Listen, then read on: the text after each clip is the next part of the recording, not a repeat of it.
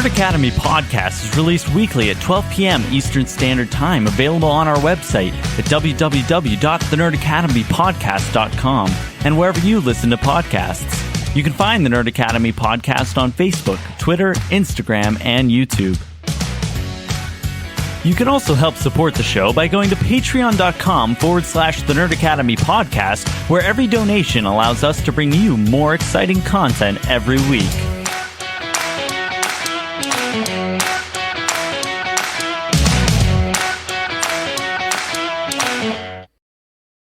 Good morning, class, and welcome back to the Nerd Academy podcast, your source for nerddom news and commentary. I am your host and superior web headmaster, Jarod Bachman-Stubbs, and it's been a minute. Schedules have been devious. I have been out of the energy to record as of late, but with the Acolyte on the horizon and me watching what might be my favorite Marvel television project to date. Obviously, I only ever put animation in its own category because there are things you can do in animation that you typically can't get away with in live action. But X-Men 97 has reached that point for me where I am super excited to just say I think this might be the number one for me, which is exciting for me because I've never been as huge an X-Men guy as some other people, but I'm excited to get into that conversation. I am, of course, not alone. Joining me to talk about a Marvel TV show, as always, is friend of the show, Mitch from the ComicBookCast and the Mitch692 YouTube channel. Mitch, what are you doing hiding behind that logo? What do you mean? I was under the impression that we were allowed to look at your beautiful face these days. I don't know what gave you that idea. Well, what would have given me that idea is our new show, the Pro Noob podcast, because I have still been recording things because Mitch offered me, as I am to do, to be a part of another project, and I went, oh yes, of course, my plate isn't already absurdly full between, a very aggressive full-time job and doing TNAP and Epic Confrontations and I's Bastards. And the Story of Skywalker video that's on the channel as well, and as well as the In Galaxy channel, that I was like, yeah, absolutely. So Mitch, who has been using his camera on his own show and is now, I think, just fucking with me. It was fucking, yeah. There he is. Look at him. Look at him. There's Mitch.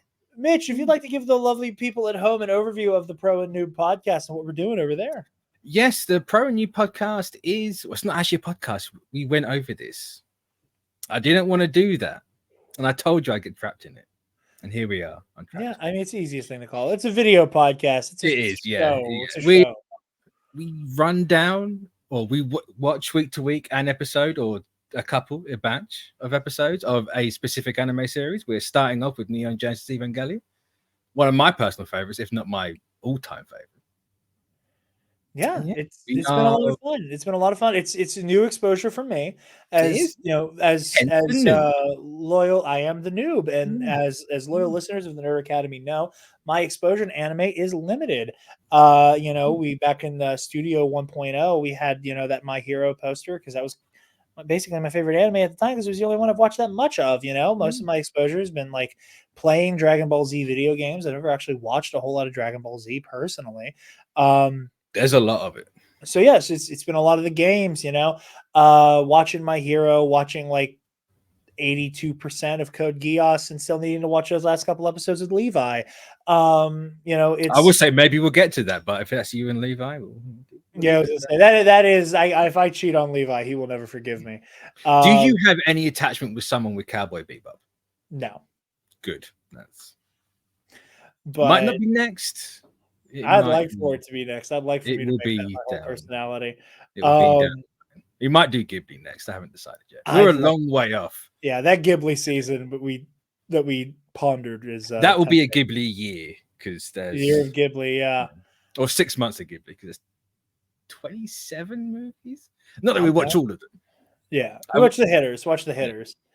But make sure to watch that because one will absolutely emotionally devastate Jack. You see like the fucking Fireflies or whatever. Grave of the Fireflies, yeah. All I know is that it is an emotionally devastating movie. They talked about it on Knowledge Fight like 2 years ago. You will never be more hurt and upset by a movie than that. Well, I'm excited. I know people that just cry just thinking about it. I am excited to be emotionally devastated by that. I am excited for you guys to see how psychologically devastated I'm already being by Neon Genesis Evangelion. And you know what helps stomach the psychological and emotional shattering of beautiful anime? I was waiting for the clip to come up. I don't have a clip. It's our sponsor, Sunday's Bloody Mary. Folks, you guys know the drill already. Sunday's Bloody Mary has the most badass Bloody Mary accoutrement in the multiverse with their 3-time award-winning spicy Caesar mix, as well as their mild and traditional mixes if the spice ain't for you. They also have their equally award-winning pickled dilly beans, okra, and asparagus if you want to garnish that bloody and get your freak on with some rim salt as well. As I've said before, more times than I could ever count, as a former bartender who knows how to make a mean Bloody Mary from scratch, you cannot do better than Sunday's Bloody Mary. It is my only Bloody Mary mix I will ever use, and it is the only Bloody Mary mix I can confidently say I like more than a good Bloody from scratch. So use the link in the description down below and use the code TNAP, TNAP at checkout to get 10% off your order and help out your favorite nerds while you do it. So, Mitch. Jarod. A little table setting conversation starter here. What is your like relationship with like the X-Men pantheon, the legend of the X-Men over the years? You know, you've been a comic fan longer than I have. I've always said I defer to you and Armin when it comes to discussing the source material. You know, there's like the X-Men, you know, I will be very frank, has always been a blind spot of mine because I've always been intimidated by it, by how much there is, by the places that the story goes. You know, I could wax poetic about the Avengers and Spider-Man all day long, but there comes a point where there are blind spots that I have. It's something that I've enjoyed a lot about the recent MCU, is that it's a lot of stuff that I know about, that I have a cursory secondhand knowledge of, that I have been, you know, studying up on to be able to keep up in these conversations, but has never like been like my cup of tea so much as I do love me my webhead. So going into this, where were you at with the X-Men? Nowhere. Actually, nowhere. If you want to go all the way back to like the beginning of everything, I started off with Iron Man, right? I then went Ultimate Spider-Man. So by that point, I was reading Ultimates. I tried Ultimate X-Men, wasn't a huge fan of the early days. Nick Spencer comes on, I love Ultimate X-Men to an extent because I was horrendously burnt out on the movies. I never read up the Claremont or the Whedon run from the early 2000s because those movies just straight off the bat put me off everything. So I've always wanted to like the X-Men. I always have liked the X-Men, but those movies, they should have been separated in my mind, but I just never could do it. Yeah. It was one of those things. So I just completely dropped off of them. I tried with Hickman. I loved what Hickman did at the start with, what was it? House of 10, Powers of 10, that mini run to start like a Krakoa age of, but couldn't keep up with it because that was just too much. There was just too much going on there. And yeah, it's just, I kind of replaced them with Inhumans and Eternals for most of my comic reading career, really. And then we get here. And then we get here. So did you have any like connection to or enjoyment of the animated series? I loved the animated series as a kid, yeah. As someone that was unfortunately around to be sentient enough to watch that show as it was coming out, I adored that. That was my main thing with X-Men for ages.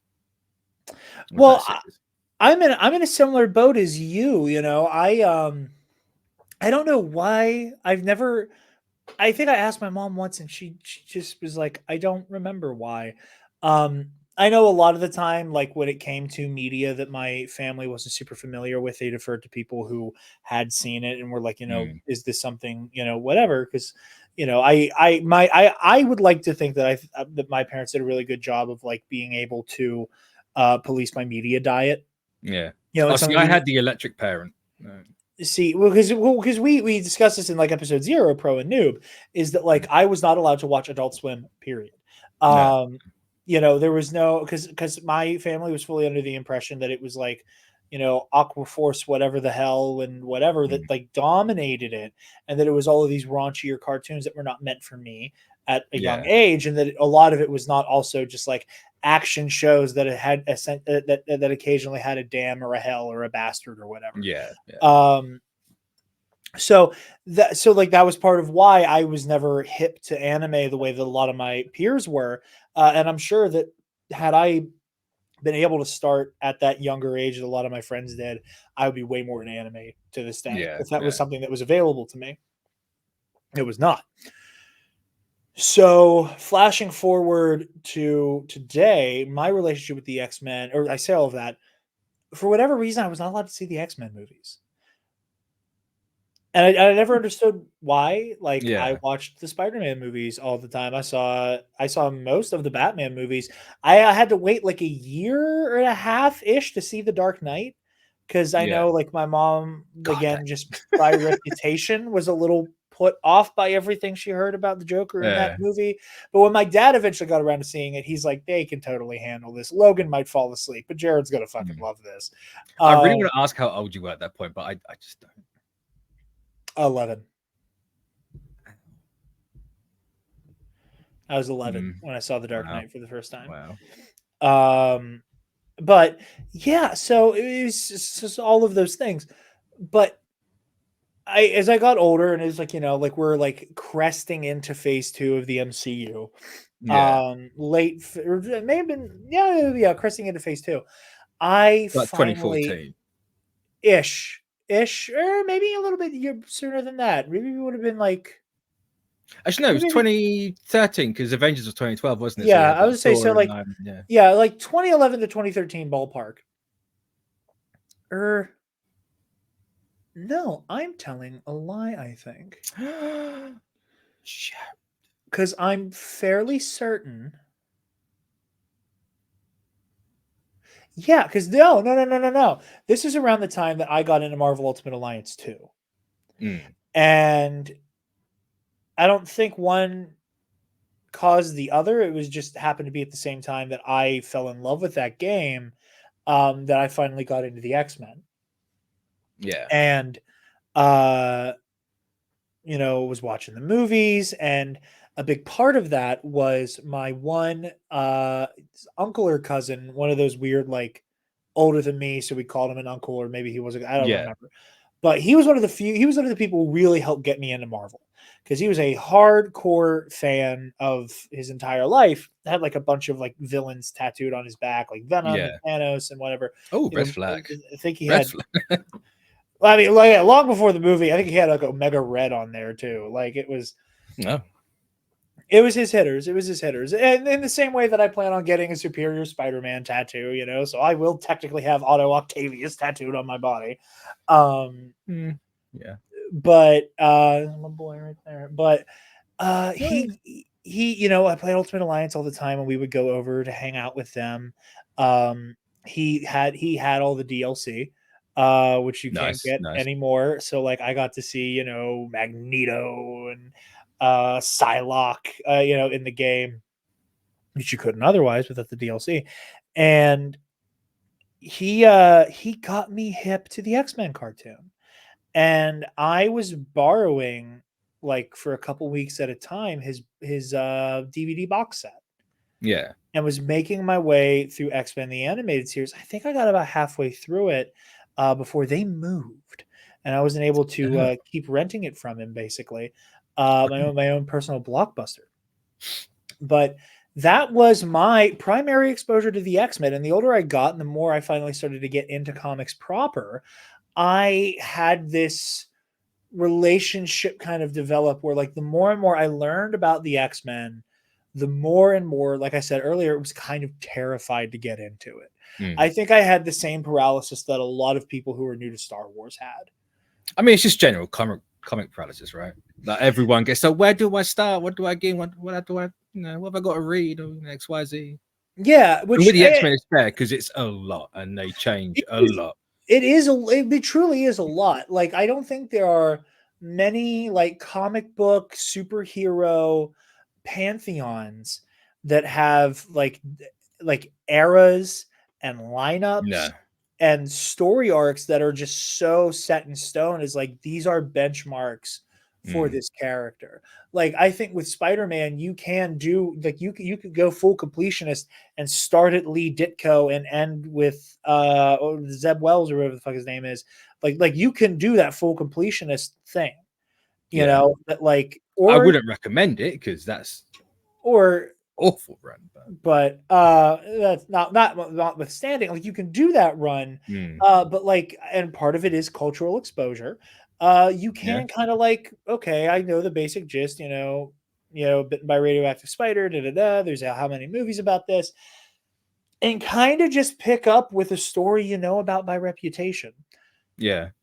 You can kind of do that with X-Men. Like you can just pick up Days of Future Past. Right? Sure, you can just pick up Days of Future Past, but like, can you really do that with the Dark Phoenix? Can you really do that with Fatal Attraction? Like so that's you can pick up like Schism and the Claremont run, the Whedon run. Yeah, for sure. But that's the thing is that those are entire runs as opposed to like, oh, I'd like to experience this story, like this isolated story that like it's it becomes kind of inaccessible, and it scared me off in many ways. And I also became a big comics fan at the time. This is me really showing my age.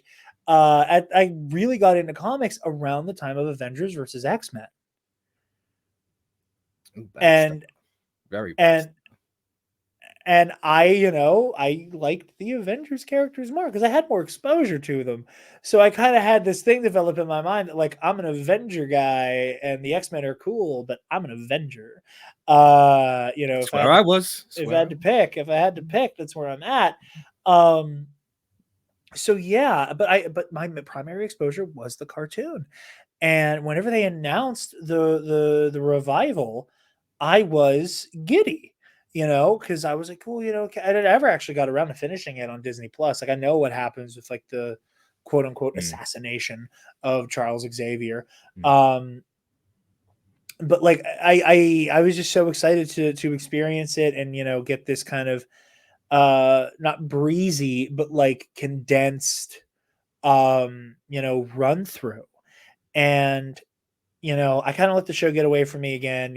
Timing, I was already staying up hella late to watch The Bad Batch. I did not have it in me. And I did not have it in me to stay up until like 5 a.m, knowing I would have to open the store I work at like 9 a.m. on Wednesday to, yeah, I did not have it in me to watch both. So I was like, I'll get caught up on X-Men one of these days. And I just happened to have a Saturday off. I'm like, okay, I'm going to get started. And I was absolutely blown away. Absolutely blown away. I watched everything but the finale in one day. Because that's basically where it was at. It was like the finale's in a week. So I was like, cool, I'll just stay up late Wednesday. Is that the original or the new one? For the new one. Yeah. That I was cool. I'm just going to take a day and blast through it. And my God, I am so impressed by this show. And I think the thing that I want to touch on up top with discussing the show proper is that, the X-Men have grown into being the standard for social commentary via the panels of a comic book. I saw some really thoughtful discourse, which is a sentence I never get to say. I'll say, is that like a oxymoron? Well, no, because I really enjoyed that there was kind of a pushback on the revisionist history of the X-Men. Yeah. That there was an interesting one, their history, because they're not necessarily intended to be political, but they always, it's inherent by nature. They are. And because a lot of it was the, Morph uses they them pronouns now. So Morph is non-binary, and then there's like a civil or like a J6 style counter protest to mutant kind in one of the trailers, and the usual suspects all lost their motherfucking minds. Oh yeah. So cool, whatever. And I loved seeing this pushback to that was like, well, no, the X-Men were always intended to be Like the X-Men were always woke. Yeah. I've had this Kind of conversation with became- someone, and I got hit with the but they're not this new woke. And well, here's what I thought was fascinating about that dynamic, as stupid as that is to say out loud, is that so there was the X-Men are woke now, which was countered with the X-Men have always been woke, which then had this third really thoughtful rejoinder of no, they weren't. They got woke, and that's what made it good. Yeah. Of Stanley being like, I wanted to have a team of mutants, and I made them mutants, and they fight an evil mutant, and it's like, that he laid the groundwork for other writers to take a more serious political analysis to it that forever changed the landscape of comics. And it's not a brave or intelligent or groundbreaking thing to say that the X-Men have always or have past a certain point been a super prescient analysis of civil rights, of protest, of liberation versus respectability politics, and drawing in trying to find a balance between those things. So it's always been prescient. Watching X-Men 97 while imperialist nations turn a blind eye or actively enable an ongoing genocide in Palestine, like watching the attack on Genosha with everything going on in the real world was harrowing. Which I don't know how to take that bit specifically, because I don't know how true it is, but I think the rumor is, I can't remember the guy's name who's no longer on the show. Bo DeMeo, the writer and showrunner. Yeah, that's the one. Yeah. I wasn't one sure of the writers and showrunner. I think the thing is that he's actually a Zionist himself. I think he's been caught liking or tweeting in favor of Israel. So I'm not sure. I haven't looked into it personally, but I've just seen stuff, and I'm like, if it's true, that kind of sucks. And it's kind if it's true, it sucks. There's no two ways about that. I've seen a lot of, in my opinion, craven speculation as to like, what did Bo DeMeo do to get fired right before the show came out? Which, like, yeah, it's weird. The optics are bizarre. Yeah, but then is it bizarre because everyone's so used to someone being kicked off or something to having a massive reason like that? Or is it just the mundane thing of he was just a bit of a dick and they didn't get on with each other? He was a bit of a dick. They didn't get along. Maybe he wasn't a dick and he was just like, this environment isn't for me. Because, like, it's not like, and again, not that I was experiencing it in real time. I was doing my best to avoid spoilers. I saw a couple of things. I did my best to avoid spoilers. The only things I knew, spoilers, are Gambit's death, that happens. I didn't have any context, just that Gambit died. Yeah. And that Rogue and Magneto were I also had the Watcher spoiled because that was the same episode as Gambit. Yeah. And that was just fucking everywhere. So, okay. Yeah. Because I was like you, I didn't watch this week to week, mainly because I just didn't give a fuck. And then I drafted you into being my other talking head. I was watching it. I was going to watch it anyway. I got to a point where I was like, I kind of want to watch it. Let's just see where it goes. Because I've been burnt out on a lot of comic, like, cape shit. It's just got to me at this point. I was like, X-Men, like, I like the original. Fair enough. But I've been in a grumpy stage with comic, like, especially Marvel stuff. And then, I think it was like 2 days before the finale came out, I just started it and then watched it over the 3 days. And I we'll put a pin in the Marvel burnout, because I think that's an interesting conversation to have kind of towards the end about like the show's impact. For me, with the Bo DeMeo thing, like, we don't know. We don't know if it's a serious allegation. We don't know if it's wrongdoing. We don't know if it's a matter of compatibility. we don't know if it's just a matter of like Bodemeo being like, I got other shit, and this is super time consuming being in the Disney machine. We don't know. We don't know. I honestly think because we haven't had a reason, it's just the most mundane shit going. Yeah, and to be brutally honest here, having a strong tie or a affinity towards Zionism is not going to get very many people fired in Hollywood. That is not the utter truth of the matter. So like I've seen people be especially like, not when he's working with a company who's having a Israeli character in a Captain America movie. Yes. That's if she's still in there. Like it's not it would be a surprise if that was the reason why he went. Yeah. That would be wild, especially because it's not like I don't think Disney would jeopardize the success of this show by making a principled political stance on the eve of its premiere. Ironically, a political stance with the X-Men. Yeah. And but again, like Bodemeo, again, this is part of why I don't think it was like some type of catastrophic thing. Has like he spent the entire release of this show tweeting about here is our inspiration, here are our ideas, here's your homework to prepare for the next episode. Like, which is nice to see. Like he's not completely detached himself from the show. He's still very much. He's like, no, this thing's my baby. Like I'm putting this back out there. Yeah, and again, like, time will tell. Whatever makes up his character will be defined in the future. Maybe parts of this episode age like milk, maybe part of them don't. We'll see. But so I think the show itself is going to be fine.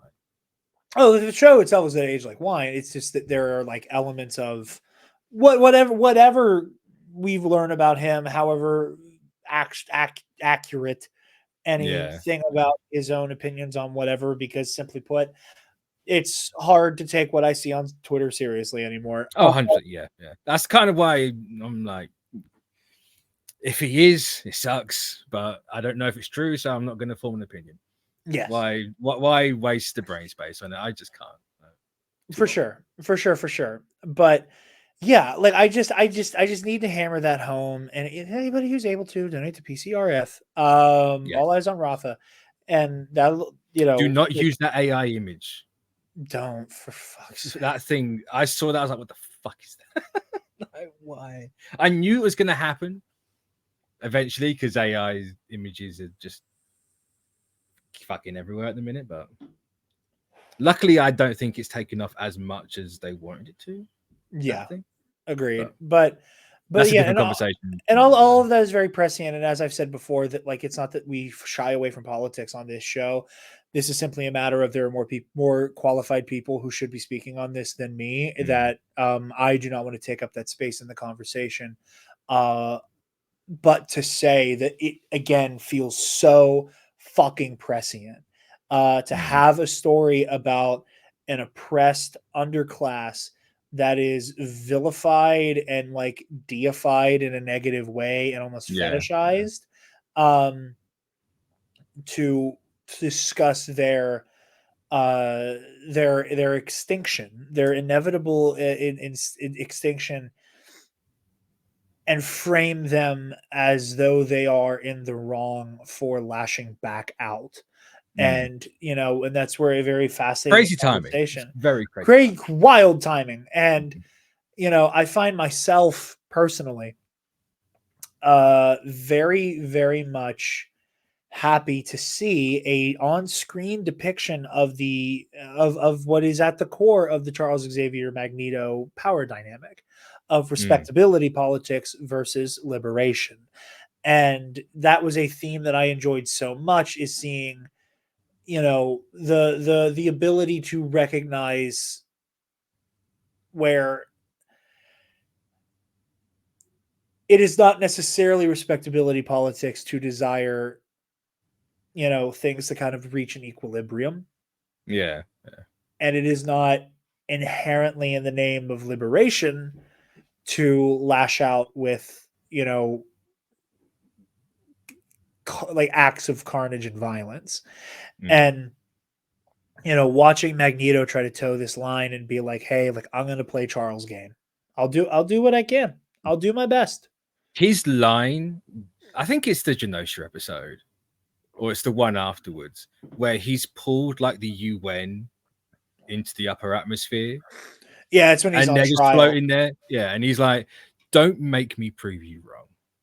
Like, oh, it was something like that. I think it was like, "Don't make me let you down."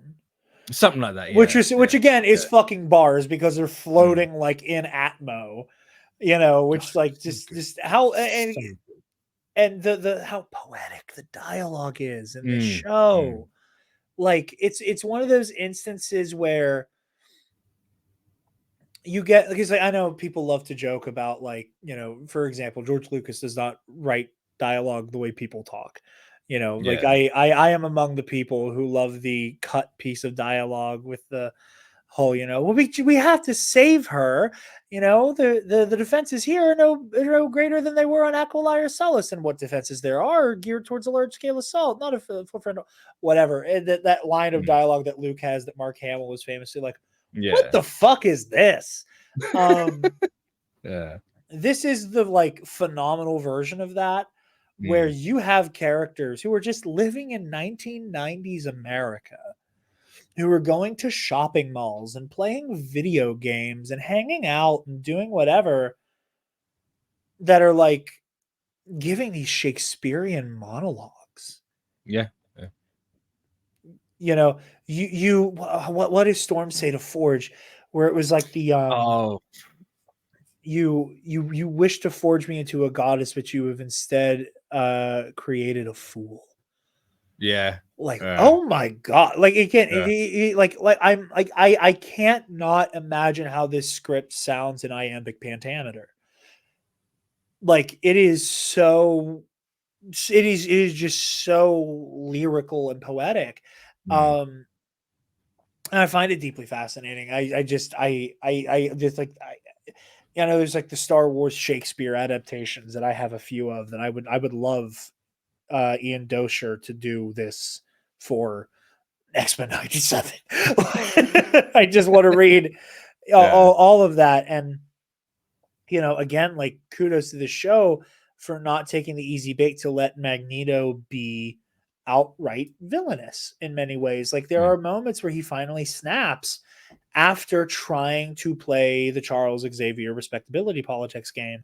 And I love the direction that I think they're taking Cyclops, that he, again, I don't say there's a personal experience, but from talking to people who do, where like Scott Summers has this, becomes that perfect medium between respectability politics and retributive justice.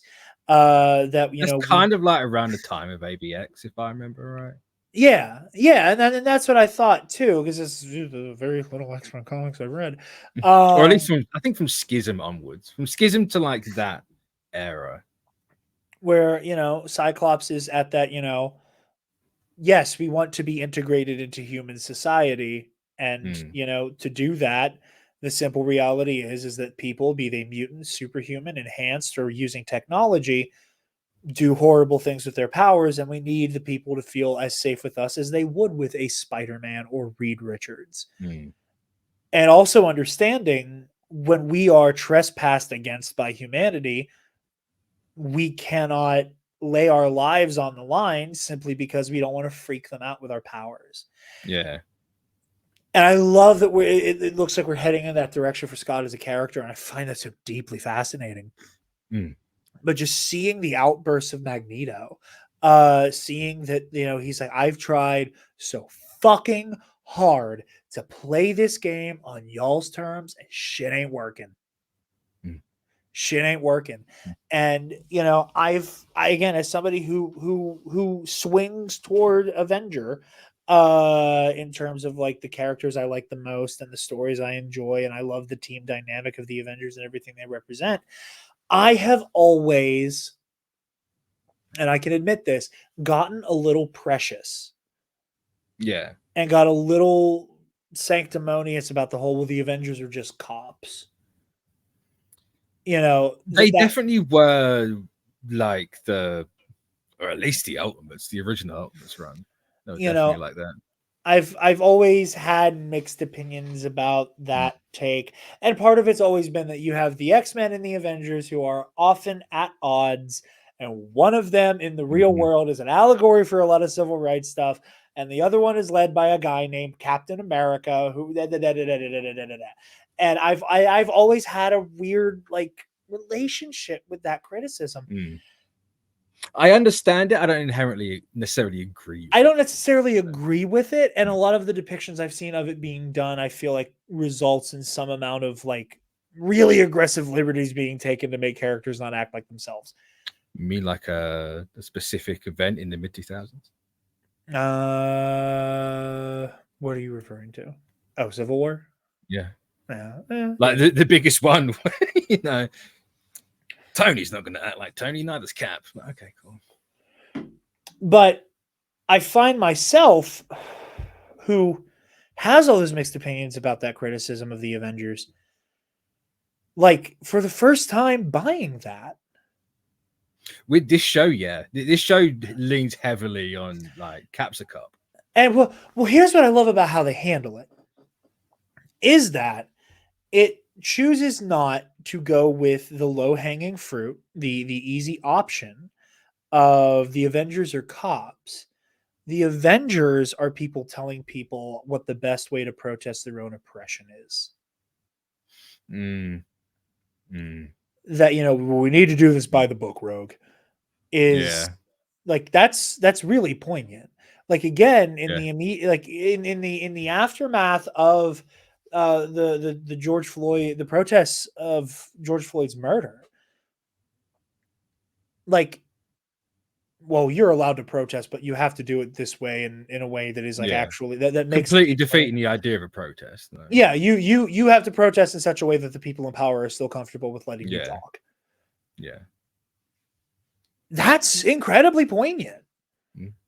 It rings incredibly true, you know, and like it coming from the pen of Bo DeMeo, like brings with it that extra, you know, analysis and authenticity that I just really loved, you know, and I think that it is, you know, the Avengers are a product of the status quo, and that you will have people who are well-meaning, who don't want to, you know, be complicit in acts of oppression and subjugation, who are made uncomfortable by the threat to the status quo and act in direct accordance of defending it, not realizing that you're picking comfort over survival.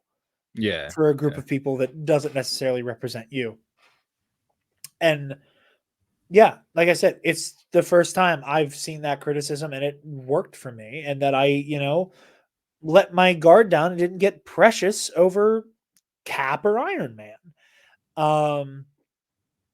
Which I just absolutely loved. Speaking of, I feel like the way they do it in this show is the way this show is making the point of that people online can't say. Yeah. Because it's Twitter, everything's got to be short, everything's got to be, you know, short and snappy and hyperbolic and all that sort of stuff. Or hyperbolic, if you prefer. Whereas this show can take its time with that. Is with a, you know, characters you expect to have that sort of an attitude, and it actually just works. Yes, absolutely. And speaking of Captain America's appearance, I now have a gold standard to point to, thanks to this show, when people continually to drag the word cameo through the street to a horse-drawn carriage. Every time somebody talks about a cameo, and it is a character playing a pivotal role in a story, I think it shaves at least a year off of my lifespan. And to everybody who calls Luke and the Mandalorian or Toby and Andrew in No Way Home a cameo, that's the most egregious one. Fuck, you know. That is like my blood is on your hands. Spider-Man in this show, cameo. Daredevil, cameo. Strange, cameo. Captain America in this show, that is what a cameo is. Like when you could have, in theory, replaced it with any character and have the same exact emotional weight, it could have been just some general. It could have been President Kelly. I don't know if I agree with that. Like, but on paper, like the idea of somebody, like I know. You could have Capcom- anyone say that line, but I don't think it's going to hit. I don't think you're going to have that impact if it was just a general. Sure. I mean, okay, maybe Cap isn't a cameo there, but like Tony, I still Tony say he is being a cameo. in the room, Tony being in the room Is a cameo. Yeah. T'Chaka cameo. Why? Fuck that. Why? I know why they're doing it, but can we fucking know? I don't think that's why. I truly don't. It's think 100% why. It's 100% why. There's no reason why that isn't. Every T'Challa. other superhero is active except for T'Challa. Yeah, like there was just no need for it. No need for it. Perhaps. It just feels, if you look at every Black Panther bit of media that's coming out, the Captain America game is not T'Challa. The Black Panther game is not T'Challa. About the X-Men Night. What's that? The solo game isn't, you said. Yeah, it's not. I didn't know that. Yeah. I must have forgot. At least I'm certain it's not T'Challa. If it is, I'm wrong on that. But I'm under the impression that everything for Black Panther at the minute is not T'Challa. And, I understood recasting, or not recasting, but not going forward with T'Challa for Wakanda Forever. There comes a point where you got to separate Boseman from that character. You can't just. Oh, I agree with you on that front. I'm trying to look that up because now I'm like very curious. I'm certain it's not T'Challa. Certain of it. Part of me wants to say you're making your own Black Panther, but I could be wildly wrong on that.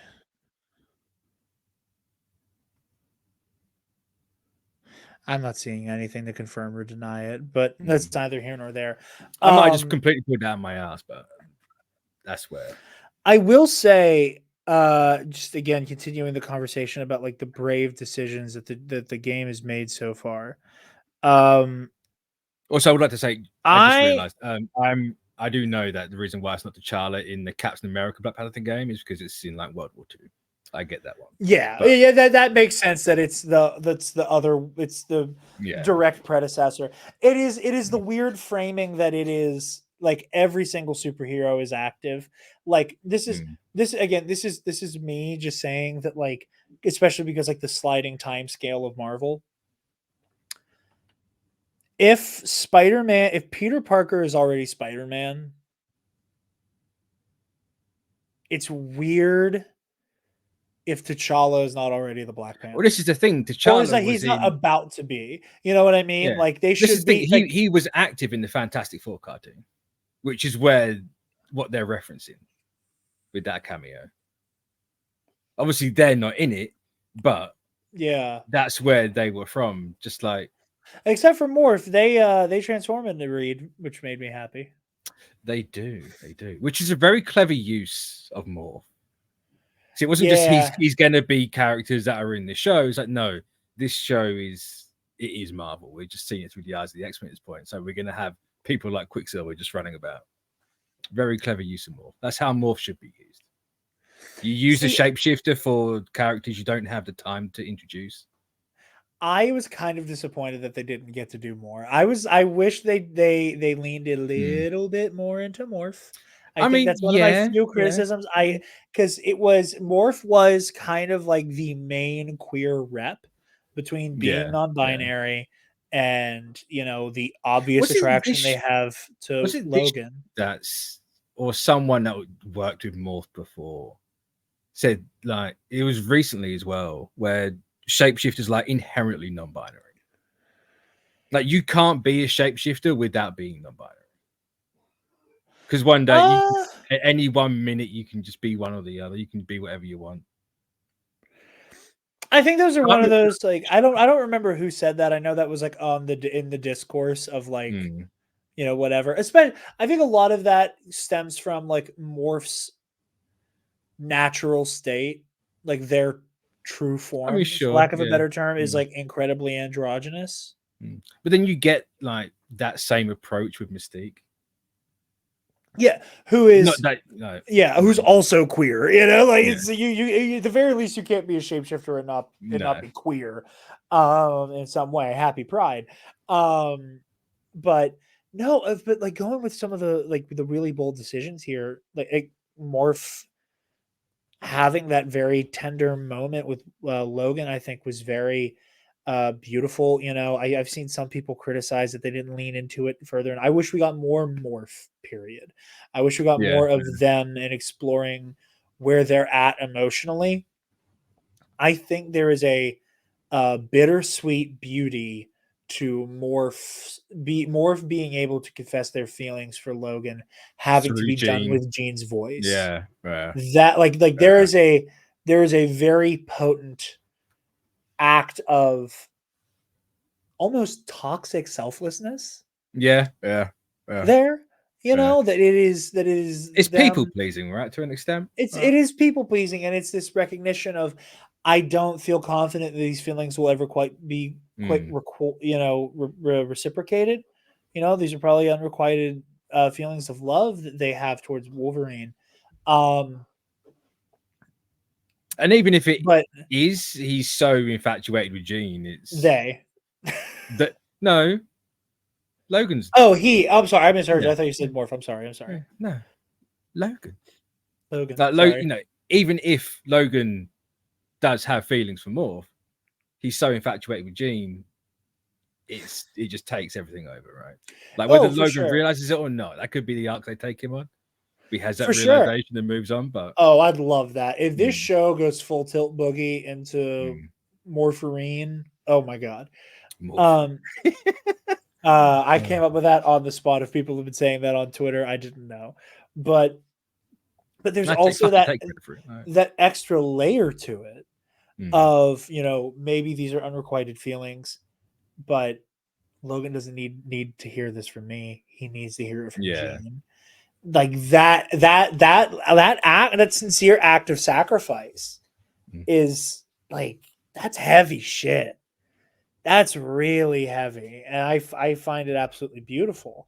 Along with that, I think that the decision to depower Storm for like a quarter of the season, that was really kind of bold. Well. Yeah, but then you look back on the series as a whole, right? And it's like, yeah, Storm could have. they do a lot with the stronger ones out of everyone. It's like, yeah, we're going to take you off the board a little bit. No, we're going to give you an arc with it, but you are distinctly over there for the time being. Yeah, absolutely. And I think, yeah, and like you say, there's good power balancing there, but I also, I really love the way that they show like Storm is kind of the meme that, you know, you see go around every so often. I remember a lot of people were making this joke back when Justice League was coming out, where it's like, you know, the Justice League at 100% power and it's the full league, and it's like the Justice League at 99% power, and they photoshopped everyone out but Clark. That I always found that meme funny, but it does ring true for the X-Men. And this is the problem with the X-Men, right? Because you could do that with multiple people. With most of them. Yeah. It's like, cool, well, everyone but Jean out. Right, cool. Well, Jean can handle most things. Everyone but Storm out. Storm's fine. Which again adds to that idea that, you know, we have to pull our punches for everyone else to feel safe. Because if we let some shots ring out, people get fucking terrified. Yeah. At what we can do, you know, like it's, you know, it's nice to be able to just tilt the Earth on its axis because you're slightly mad. Oh, great. Yeah, absolutely. And but making that decision to bench Storm and instead let her go on a journey about rediscovering her power and her identity with and without it. Very bold choice.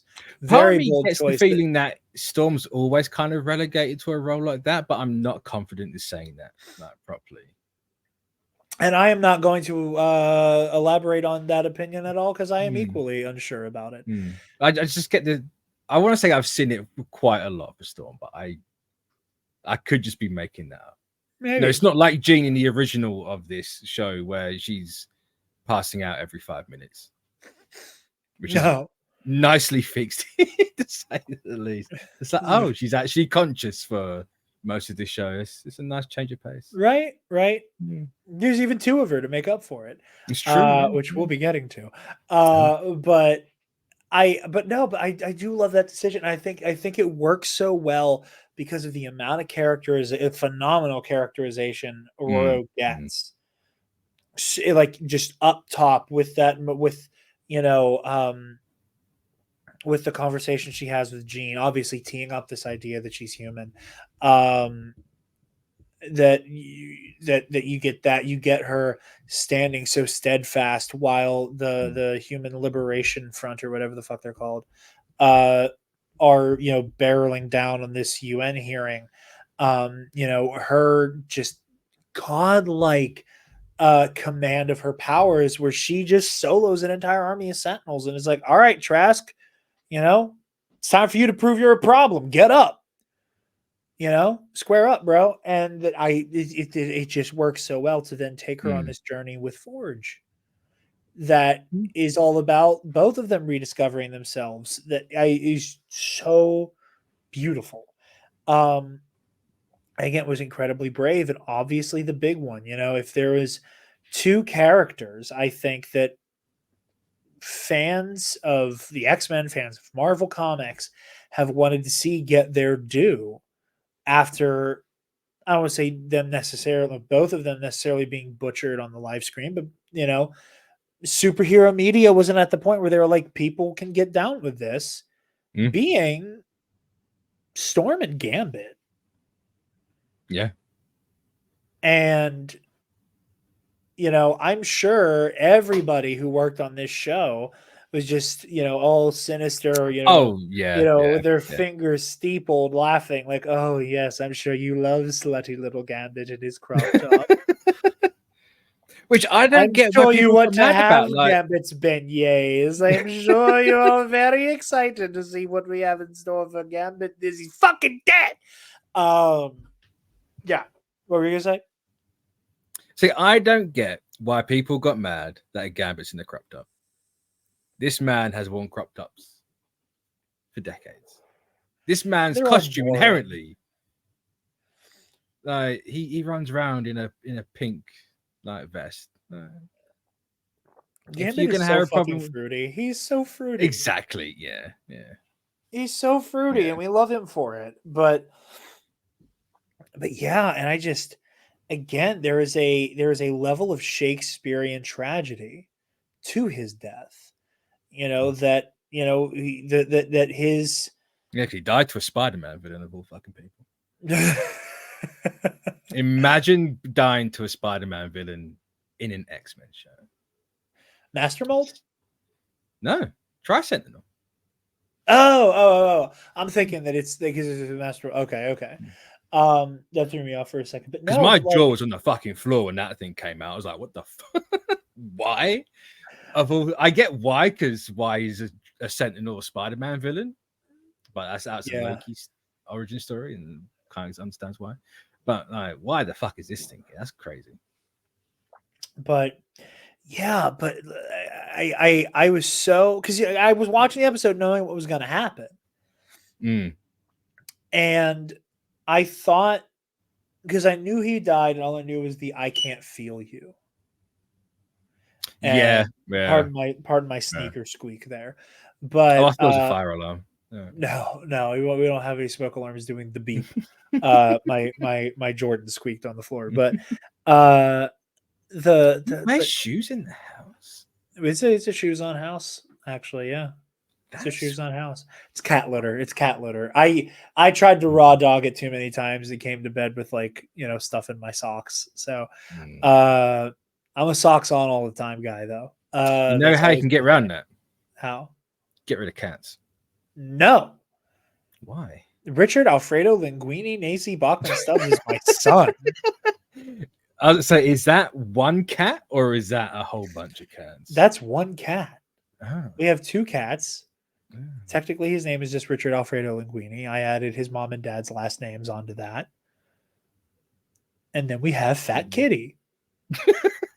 All that and then Fat Kitty. She is a 30-pound black cat who moves like a fucking droideka. What, like this? Yeah, that too. That too. I've always joked that she just rolls across the floor. I got it. I just wanted to subvert the expectation. I know you're like Ryan Johnson, baby. But I'm good at casting stuff. Maybe no. He brought me onto your show.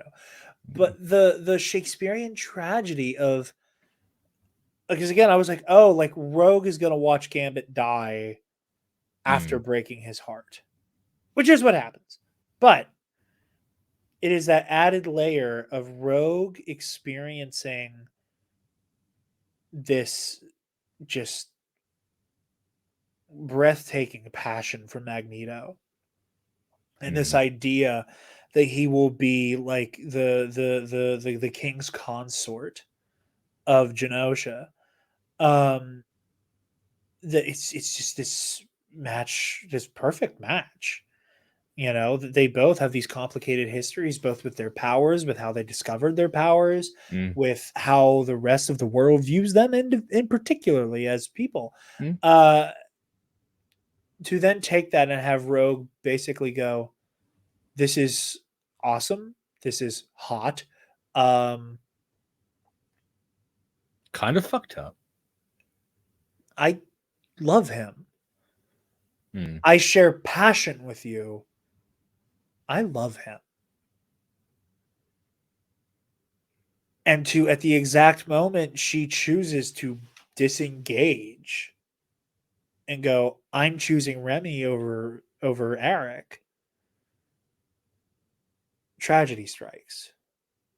It's not bad enough that he went into battle with a broken heart and still fought valiantly and never questioned Rogue while they were fighting side by side. There was no moment of, hey, don't you have to go back with your magnetic boyfriend? There was none of that. He was like, it is time to protect lives, and I know I can trust you on the battlefield implicitly.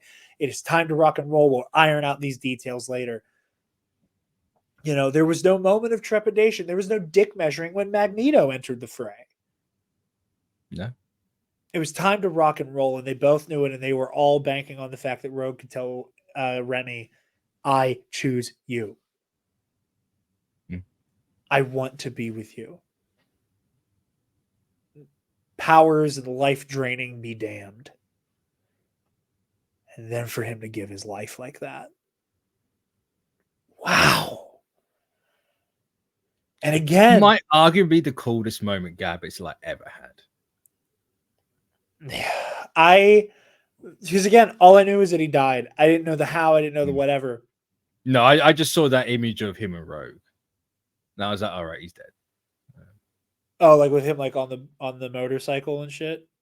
Or with her like holding him after he's holding killed? him. Yeah. Oh, okay. Because I did see a couple stills that are like, oh god, look at that, when he's, you know, like going through Genosha. But and again, it is how defiant he is in death. That, you know, I have not stopped thinking about, truly, like having watched 90% of this show in one day. The name's Gambit, mon ami. Remember it. And I'll tell you, because again, I didn't know the how. When I saw the Tri-Sentinel kind of skewer him and lift him up, that's when my gear started turning. I was like, oh, you stupid motherfucker. Yeah. You kill this guy. You kill this guy at far range. You snipe this guy. You do not get up close like that. You stupid son of a bitch. You dumb motherfucker. 3 heads aren't necessarily better than 1. No. You know, because as I saw him, like, okay, I'm done. You're coming with me, bitch. Like, oh god, I was just gobsmacked. Like, my mouth, my jaw was in my lap. You know, it was just so beautiful. Great moment. And again, I can't feel you And that then kind of took me out of it a little bit. oh, it did not for me. I was so devastated, and that was that last punch that like if I wasn't clamoring to get back up, that put me back on my knees. I feel like she should have had her own line. I know it's obviously referencing WandaVision, and Well, it that worked, and her but like that's calling back to her own line earlier in the show too. yeah. It just I know a different choice of words. I feel like, ironically, but it's because I heard it. I was like, it's just WandaVision. It's like, okay. Well, for me, the reason I can't feel you works so well for me is that while she is caught in this decision of Lord Regent with a man that I can have any type of physical romance with, or like get to hang up the fight. I don't have to fight the way I do on a daily basis anymore. I can be safe at home and rule and guide mutant kind through the coming years, and get to be in a passionate physical relationship with somebody who, like, let's not mince any words, folks, here. Let me full screen myself. Magneto is fucking hot in this show. I do not thirst for fictional characters, especially ones who are drawn. Damn. This man has bars all the time. He's old as fuck as well. And is so smooth and is so charismatic. But he's old as fuck. He's makes it work, man. I don't know what to tell you. Like, if I had somebody talking to me the way Magneto was talking to Rogue, I don't know what I'd do. Like, I think we all know what you do, but I don't know how I square that with other things, but no. So having that choice and then having to choose, like, I am in, like, I have passion again. Like I said, I have passion with you. I'm in love with you, and I love that framing of Rogue losing everything throughout the season, of her zeroing in on, I have this thing with Magneto that I don't specifically have with you, and comparing them directly to her and to each other. And I love this idea that to her saying, like, I can't feel you while he's still alive, that, like, she doesn't understand. No, you are. You're just so used to it. Yeah. That you don't understand it, that it doesn't click for her until she knows he's gone. And it's like, oh, this is what it feels like to not feel your presence. Fuck. That is what made it work for me. Is that I just got taken that because it is just a reference. I say it is just, obviously it's more than that. It was just too. You can't help but hear the WandaVision. Yeah. And that's fair. That's very fair. Yeah, so there's all of that, and again, to hammer home bold decisions that this show made. The 2 bottle episodes between the Shi'ar, like between the Shi'ar and the Mojo episodes. Just Motendo. A lot of fun. Motendo, baby. I love Motendo. This show as a whole is very much also a love letter to, like, Marvel vs. Capcom. Oh yeah, and all the X-Men games. Said that, like, a lot of their, like, a lot of, like, the poses and movements they have while fighting, like, kind of retroactively circle back to MVC. Because I know, like, when Scott, like, finally rips off the glasses and just lets that shit ring out. Yeah, that's absolutely Asteroid M. Yeah. Like, he does the, like, arms crossed thing. So what if I told you this show has an Evangelion reference in it? I say that completely seriously. Maybe I'll walk out of here tomorrow and you never see me again. That's really what I want to do. It's also a reference people confuse. It's a 2-in-1 Easter egg, really, because it's it's an Easter egg for like the old fighting games, but What way is it's the framed, Evangelion reference, Mitch? you know the kick Rogue does. She's at the base and she does the flip and then she kicks down. Yes. That kick, the way that's shot and framed is an Evangelion reference. You will get to that episode eventually. I'm Pro and Noob. On Pro and Noob podcast on the Mitch692. But no, so I loved all of that. I also, again, talking about bold decisions, because I think that is like the overarching thing that I just loved so much.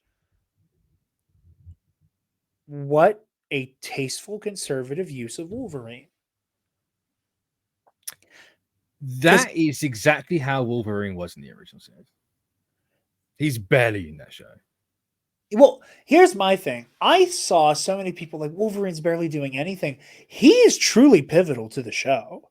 It's just not doing what the movies did with having him be the main character. Yeah. This is also the problem with having 20 years of Wolverine being the focus because of the movies.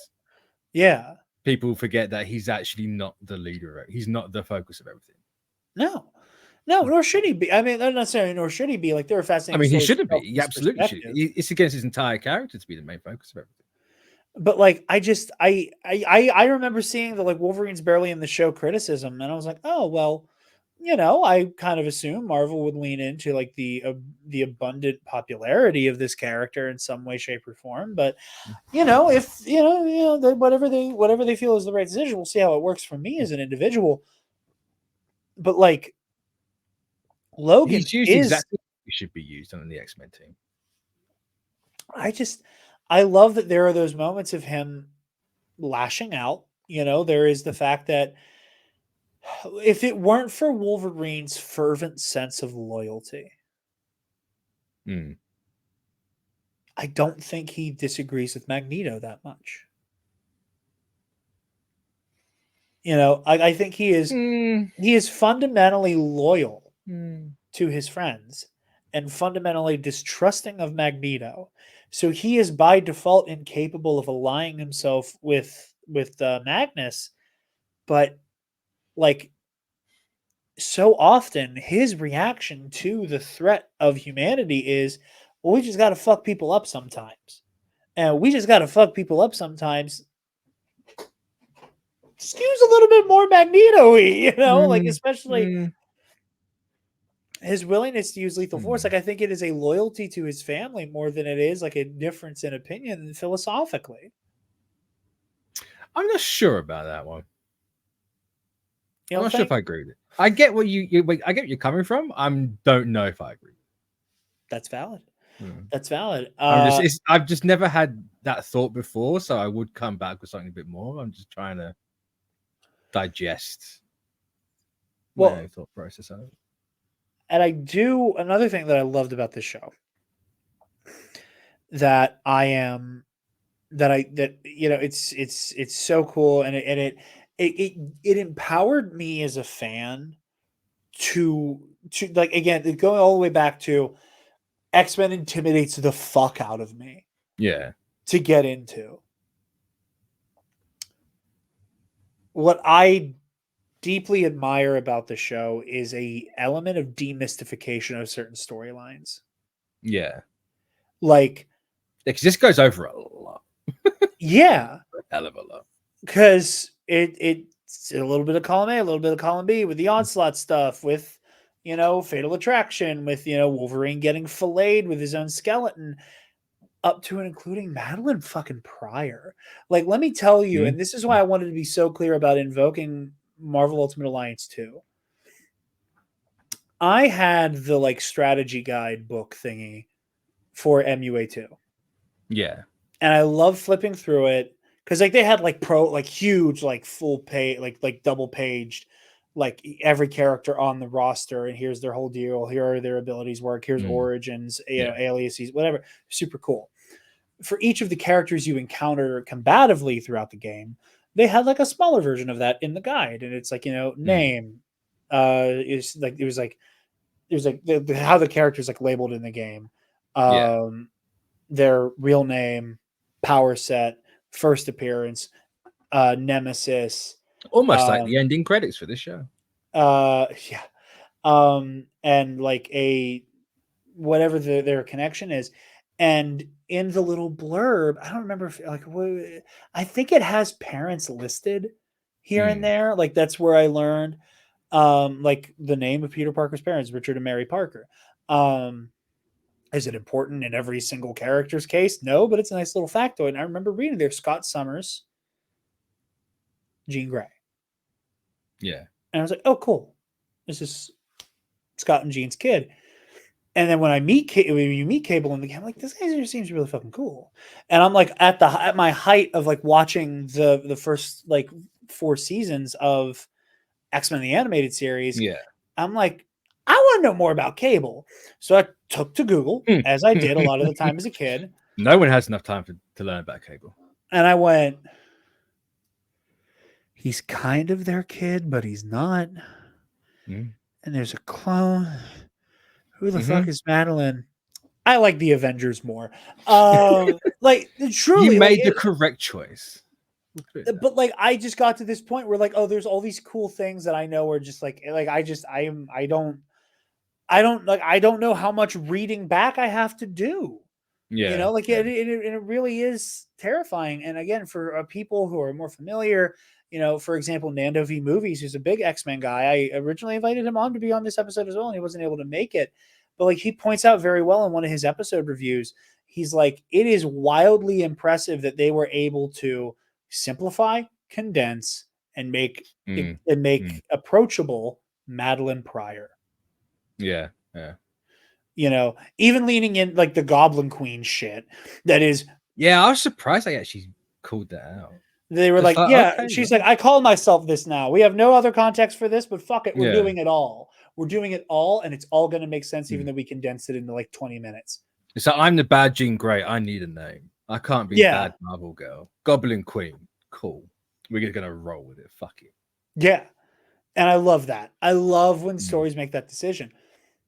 But like it made that feel super accessible, you know, and I love that. And whether it was intentional or not, you know, one of the few X-Men stories that I'm like, oh yes, I do know about this. I know a decent amount about this thing is Onslaught. And I'm about to make you feel old.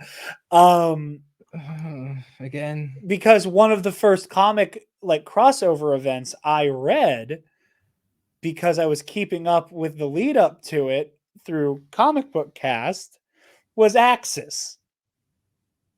Christ. Fucking Axis of all things. God damn. So I started listening to you guys around that time. It's amazing you're here. What do you mean? I mean, I'd have fucking run for the hills with Axis. I almost did. I want to go back and read so many of like my baby's first comic crossovers and see how I feel about them today. I just, and you know, and this is why like I used to like call myself like an amateur critic. Yeah, I really did. And I think that part of it was because that title is sounds fancy, and it makes me sound or is it the absolute opposite of that? Oh, well, it was like there came a point where I was like, and I've had people criticize me, like, Jarod, it seems like you don't dislike anything. And I hate that argument. I hate the opposite as well. It's just like, fuck off. I think that there is a certain level of me that I am like, and maybe it's bad media literacy, whatever the fuck whatever you want to fucking call it. Maybe I'm media illiterate in some way. I have a like fundamental appreciation for like what a story is trying to say, that sometimes it will override my ability to say whether or not it said it well. Yeah. And I can see that. I think for example, I think it's a reason why I came out of Batman v Superman fucking in love with it. Yeah.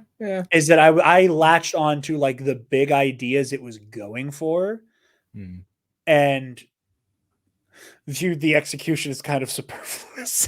I also had just turned 18 while watching the movie. So Jarod from 8 years ago gets a pass. So can we stop this before I just like wither away? but no, but it was like super engaging, you know. So like I'm like, oh, like I don't know how intentional it was, but I think it was so cool that they were like that the show was like onslaught, onslaught, onslaught, onslaught, onslaught. Where again, even me, who is kind of a layman when it comes to X-Men, who knows, you know, the background of this one concept that is in and of itself controversial. One thing everyone has to know is no one knows a lot about the X-Men. There's just too much. People might have read a lot of X-Men. They don't know a lot about X-Men.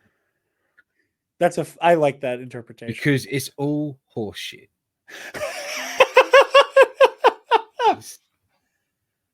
Everything wrong with comics and Marvel, you know, a very good point for a reboot for Marvel is the X-Men. Just too much shit. Who gives a fuck about half of it? I want to. I fucking listen, man. I am right now. I think I've said this on KNR. I'm doing a little not even like an experiment, just like a little journey for myself. That because when I was a kid, I was given for my birthday by my uncle.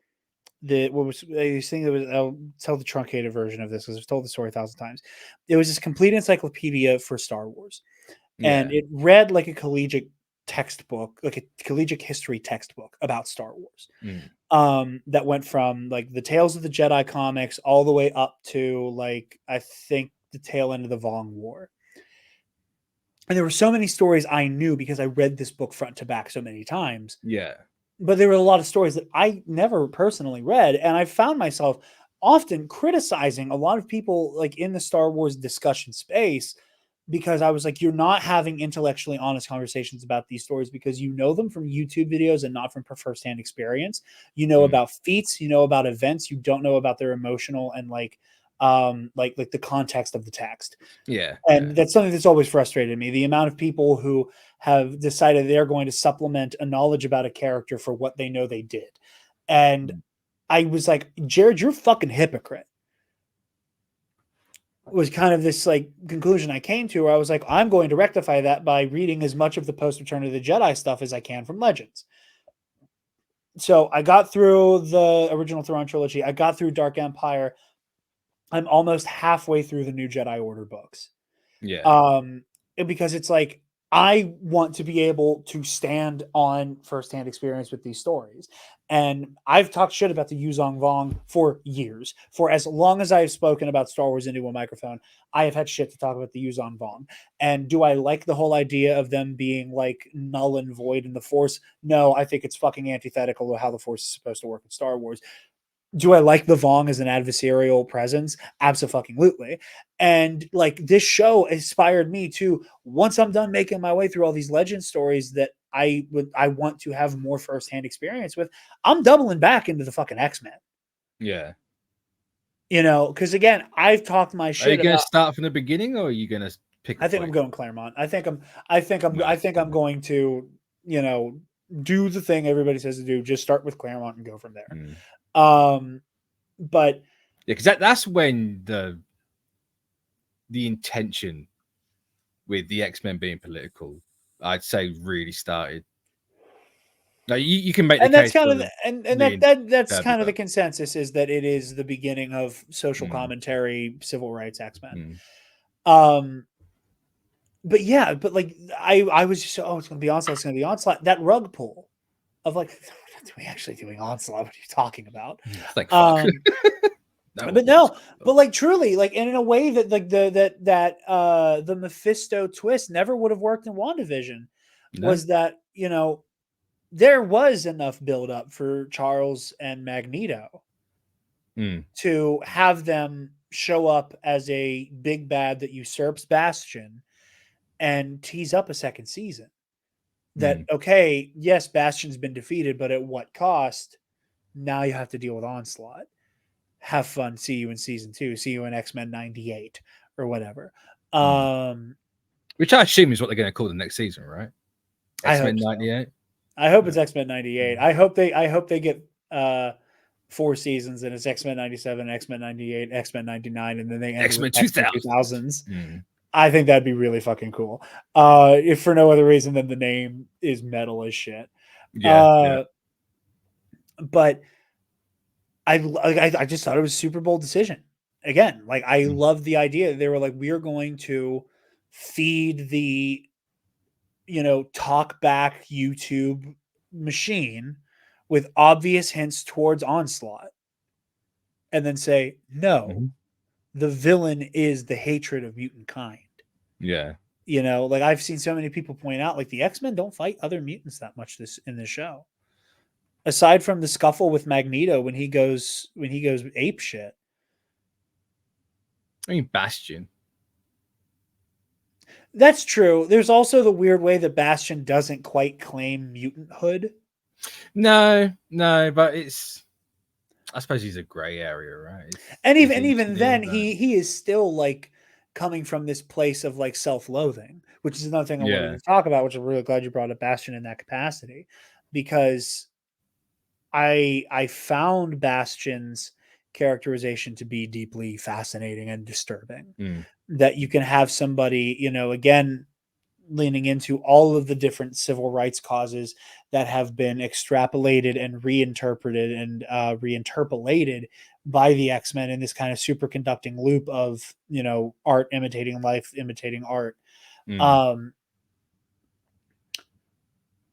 subtext of the mutants has always been there, all the way back in X2. Have you ever tried not being a mutant?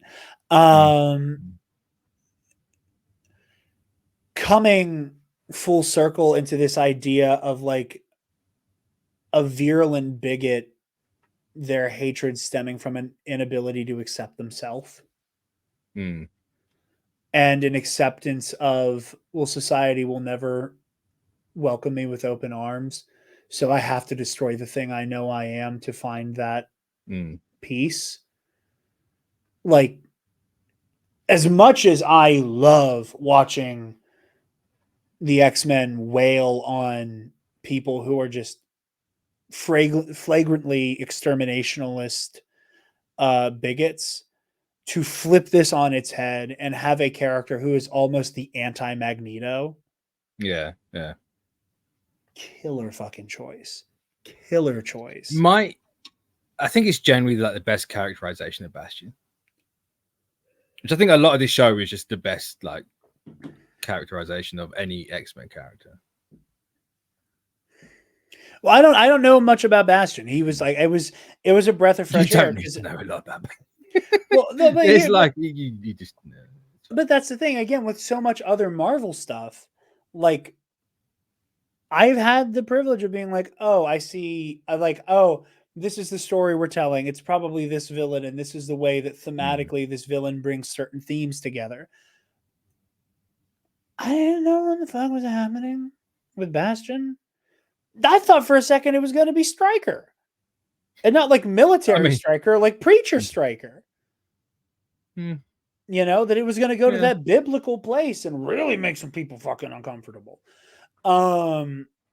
Season 2. Especially where that left off. Exactly. That's really where I thought it was headed. And that this whole it felt so new to me. I also thought it was hilarious that Bastion lives in Pittsburgh. I loved it. I was like, how fun. Or at the very least, his mother's living just outside of Pittsburgh these days. Yeah. I thought it was really funny because I come from a big town, small city, depending on how you define that, outside of like an hour outside of Pittsburgh. That is deep red Trump country. Yeah. Full of the most backwards people you've ever met. And when they were like, when my boy Beast was like, a small town just outside of Pittsburgh, full of very anti-mutant sentiment. I'm like, hey, Latrobe! I'm like, go Wildcats! I felt seen. And then later, Beast does quote Mr. Rogers, who is from Latrobe. We're not all bad. People always say Mr. Rogers from Pittsburgh. No, he is from Latrobe, folks. But Yeah, I just got to experience Bastion for the first time as a villain in this story, and found him, deeply fascinating, deeply compelling, especially the angle they took with him. Um, just absolutely loved it, and again, with a lot of the social commentary at play in this show, it is the multifaceted way a marginalized community is dehumanized while being vilified, while being fetishized. That you get all of that happening. That with Bastion, there is that vilification of human extinction and that inability to accept himself, that he has to lash out with Mm. these scorched earth tactics. And with the normal humankind, it is that terror of, we don't understand it, so we have to hate it. And with Mr. Sinister, you get that fetishization. Yeah. That I weird, love Sinister in this. God damn. oh He my wasn't in it a God. lot, but They made it count. he did. They made it count. They absolutely made it count. Again, fucking white guy. I don't have the personal experience to discuss this, but I've seen the topics of discussion, very much like Get Out, with that weird fetishization of the black body. Of oh, look at these incredible like demigod acts of athleticism that a black man is capable of, and the ways that the way that happens in the real world being very weird and gross, and that we see that with Sinister, that it's him just kind of pressing shuffle on mutant genes and forcing that onto people, like Madeline Pryor, and that I was honestly expecting. I don't know why I thought this show was going this way, but I was expecting the chimeras from the Hickman run. I was really expecting to go the Cocoa Island route. So, Genosha's gone. Oh, we're doing this. There's Sinister. He's doing this. It's like, I get with this show. So what is the deal with that? Because all I know is that Genosha is the first mutant homeland, and then shit happens, and then it becomes Krakoa, where nobody can actually die. So that's all I know. So can you give me the rundown on that? Krakoa is itself a mutant, from what I understand of it. It's a living island, as long with another island, and I cannot think what the name is right now, but that becomes a whole thing later down the line. But it's their attempt at a second mutant homeland, right? And the whole dying thing's another kettle of fucking fish. Jesus, that's wow, that's a British phrase I've never heard before. What, kettle of fish? I say bag of cats. I mean, bag of cats is a thing. Can of worms. Kettle of fish even a thing? Or have I just made that up on the spot? I'm certain of it. Yeah, kettle of fish, yeah. A real mess, yeah. Probably hasn't been said in 1,000 years. But... No. I'm sure the Queen herself was one who coined that phrase. Jesus, but I mean, she dead. So I know that's what I'm getting at. The official story, she's dead. All right. There's only room for one of us here to be a closeted conspiracy theorist. I mean, I'd say she's clearly living in that painting of Charles. Was she like the fucking Carpathian from Ghostbusters 2? Yeah. But no, and I lost my train of thought, is what just happened. I had a thing to say, and it went away. Damn. Yeah, I thought they were generally going Krakoa, but I did too, just by reputation. I just did by reputation. But no, I think also I went for that. Oh, it's the newest story, so it's got to be the big thing they're heading towards. But nah. Yeah, then again, it didn't help. They were like, "Oh, look, Moira McTaggart's here. Oh, look, Moira McTaggart in Scotland in a little base science lab thing." I was like, "Yeah, I know where this is going." No, McTaggart did not play any sort of a fucking part in this. She was just there. She was just cameo.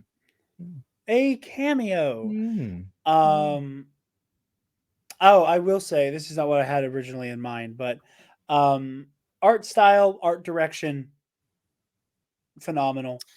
Character design, my only letdown with character design is I I was in love with everybody's like end of adventure new look or old new look. Where Storm's just like, oh, I'm putting the costume I have on already. Yeah, I mean, I didn't mind that. I didn't like jeans. I think the OG Marvel Girl outfit looked like ass. What, the green with the... Yeah. Yeah. I did not dig it. I did No. not dig it. I was kind of... I didn't like that they went for those suits. I'm like, why are they regressing? Like, well, I like the idea. I didn't interpret it as a regression so much as no, it but was like returning to their roots for this final battle. Yeah, it's just, I don't know. Part of me would have liked if they went for not a modern look by any means, but just a look closer to that time, not going to the old ones. I was like, cool, it's nice that they have it. The suits have a cameo, but let's go one step closer to the 2000s look. But no, cool. I agree with that. I totally hear that. And that was the only one I didn't particularly love. Other than that, like I like seeing Wolverine in the yellow and brown again and everything. Yeah. It's the best Wolverine again, but like I like yellow and brown a lot. I think just because it's so different, I love the brown and orange. Yeah. Brown and orange is a lot of fun. No, I like the yellow and blue, but it's just so played out. Like, give me the tan. But yeah, no, man, I just absolutely loved so much of this. This is what I thought. One of the things I thought was really interesting, and again, I don't like to use other pieces of media, what I don't like about those and bashing it to praise something else. But to draw a comparison is like this and that, and why this thing worked, and one working and one not working. I was among the many people who were like, how the fuck does a video go viral in the 80s when Joker came out? Yeah. And how it felt like they were like, well, we can't say it's on YouTube, but it's on YouTube. I loved the early internet proto-fascism with like the people who signed up for the Cyborg Sentinel thing, because like that is real. Like back in the day, I mean, it's still very true today, but like early internet, like those chat rooms were like weirdo nerds and Nazis with travel blogs, like a lot back then. And I thought that was, again, just such a poignant way to handle that of, how many people who make up these hate movements are led by the loudest voices in those movements are the people who just hate themselves and they have no other place to let that out. But no, this show is absolutely incredible. I loved every second of it. I love Beast. I love listening to this version of Beast talk. I know that apparently Beast is a vile fucking war criminal these days, and I don't have any of the context. Oh, he's been that for a long time. I know that eventually I'll learn the greater context for that. But when I say that Beast is my favorite member of the X-Men, this is what I'm talking about. Yeah. And so, unfortunately, a good few big characters are war criminals, genocidal maniacs. I hate it. But before we wrap up, how are we feeling for season 2, man? For X-Men 98, it looks like we're getting Age of Apocalypse season. Yeah. When Gambit died, I was like, "There's no way they're killing Gambit." Like Gambit's coming back. Like, why is everyone panicking? And then you get the end, and it's just like, and Sabano. It's like, okay. Well, that was the thing that I was like, oh, that's super cool. And then they have that little bit with Apocalypse in like the wreckage of Genosha. And that's, and again, I had this moment where I was so fully enraptured by the story that it was not until the very moment he picked up the playing card that thought even crossed my mind. Really? Yeah. I was so just drowned in the moment that it did not click for me of Gambit's coming back as death. I mean, him or Wolverine might be, you never know. No, and again, which is what makes it very funny for me, because full circle, Marvel Ultimate Alliance 2, one of its biggest criticisms, every character only had one alternative outfit. as Yeah, opposed to yeah. like 3 or 4 in the first game, right? Mm. Gambit's only alternate outfit was death. And the reason I even gave a damn about the X-Men being that game, or began to give a damn, was like, oh, it's one of the few things you know. Of course it is. But all of that to say, X-Men 97, it's one of the best things Marvel's ever released. Oh, 100%. Yeah. Yeah. Like, it's in a league of its own. I say it felt like a reclamation of the X-Men as a whole. Absolutely. Yeah. Like, we've had these 20 years of the Fox stuff, and I don't give a crap if people like any of the Singer movies. They're all just trash. They weren't X-Men movies by any stretch of the imagination. Oh, But for this, sure. it's like, you know what? I've gone back and actually that interest, that peak that the original series gave off, it's like, yeah, I've got that again now. Yeah, Like, I haven't started the new Ultimate run for Marvel yet, but like, I can't wait to get into that X-Men run. I'm excited to get more exposure to the X-Men, and like I wanted to touch on one last thing here at the end, Mitch, which is how are you feeling like Marvel cape shit stuff? Because I have been, I know you said you're a little burnout and grumpy. What's that about? I'm just burnt out and everything. No. Well, It comes and goes. Like burnout does, right? It's never permanent. It's just there was too much stuff. The whole conversation around everything is, I just got tired of it. I'm like, you know what? I'm gonna just take a step back. It actually started like, I think it was COVID. I stopped reading comics when COVID hit. I was like, I just can't. I wasn't in the mood. Completely lost it, and then just the whole discourse around phase 4, phase 5. It's like, you know what? I still watch everything. No. Well, I can say I've enjoyed like the little Marvel reprieve we've had this year. You know, 100%. I think there's a little bit of like absence makes the heart grow fonder. You know, there is like, it does truly feel less overwhelming, and like it's been an amazing year for Star Wars so far. You know, so like it's not like I've had either of my, you know, big two loves regress. Like I've always had one going at full speed at either time. But, you know, I like, this was a moment for like people to remember that this is the franchise that you've been talking shit about this whole time. Yeah. You know, and I will talk shit about this thing specifically because it just had to fucking stab a knife in me right at the end, or towards the end at least anyway. Yeah. You know, we get all these cameos and then they go to one specific place, and yeah. You have no idea. No, I'm confused. They go to the moon. Oh yeah.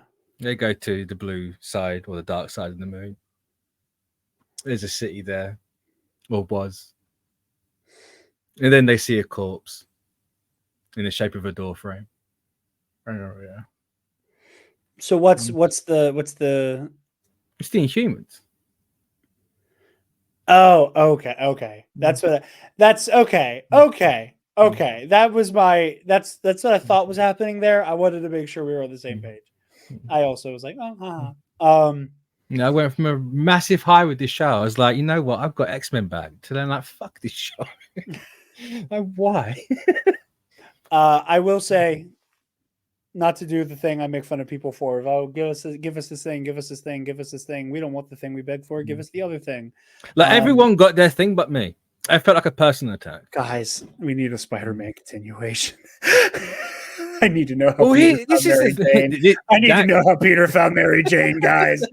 I need to fucking know. Like I have mixed opinions about his work sometimes, and I don't dislike him. I disagree with him on a lot of things. I was like watching in bursts the High Top Films video about X-Men 97. Yeah. And he has this, he makes a joke with he's like these really tasteful cameos, and then he has this hard cut with a distorted voice. He found her. Literally, because when that moment happened, I was so like fixated on the moment, I didn't realize it was Peter and Mary Jane for a moment. And it was right before they cut away. I'm like, oh, it's Peter and MJ. What the fuck? Again, there was a perfect chance to give me something that I want for a change. And they could have had Peter and Gwen. But no. He found her. What the fuck? Anyway, Mitch, even though we talked about it earlier, where can the lovely people find you and what you do, brother? You can find me on, sorry for looking down, my phone's stuck in a perpetual booting loop and I don't know how to fix it.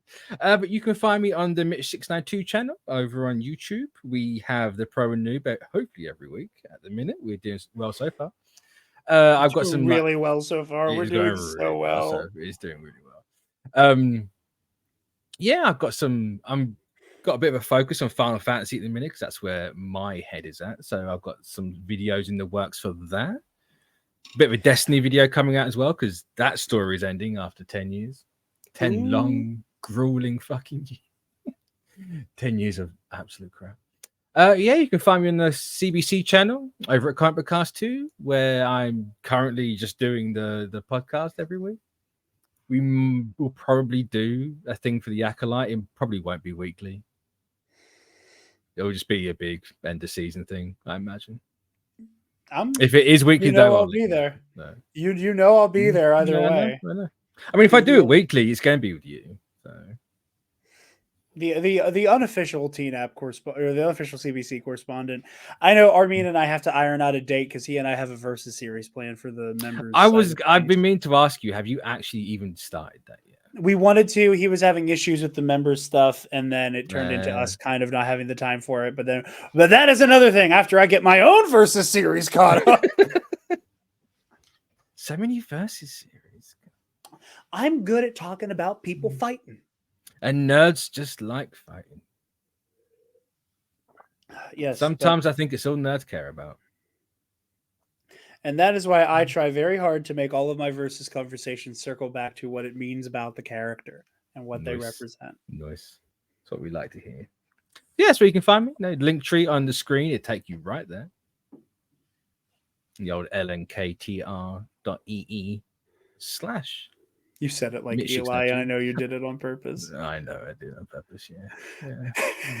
I've never heard anyone say Linktree like LINK. It's like, well, it's obviously it's Linktree, right? But I've never heard anyone say it. It's just like LNIK. Yeah.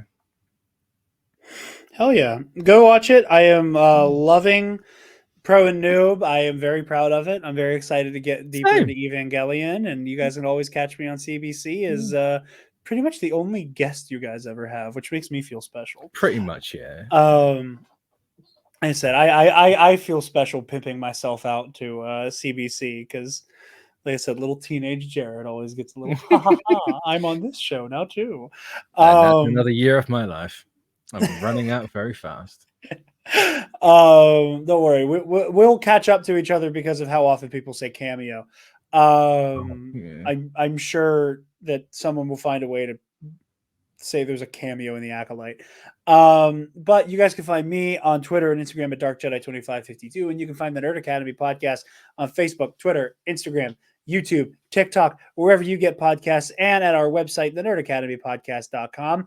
Wherever you want to get your hands on some TNAP merch, you can click that student store link. TeePublic.com. And if you're feeling generous, you can chuck in $1 to our Patreon. Hey, give me $1. Speaking of our patrons, thank you to our $10 alumnus. Where'd the clip go? Keandre Lloyd. Colin Provolone. Sir. So good.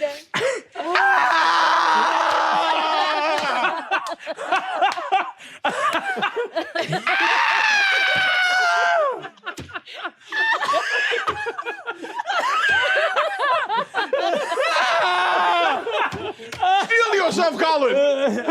Steal yourself! This is me stealing myself! And to Paco, or as he's going by on our Patreon these days, Elfrona. Maybe I'll walk out of here tomorrow and you never see me again. That's really what I want to do. And as I've told What is that Paco, name about? are you trolling or do you actually not know? What? I don't know.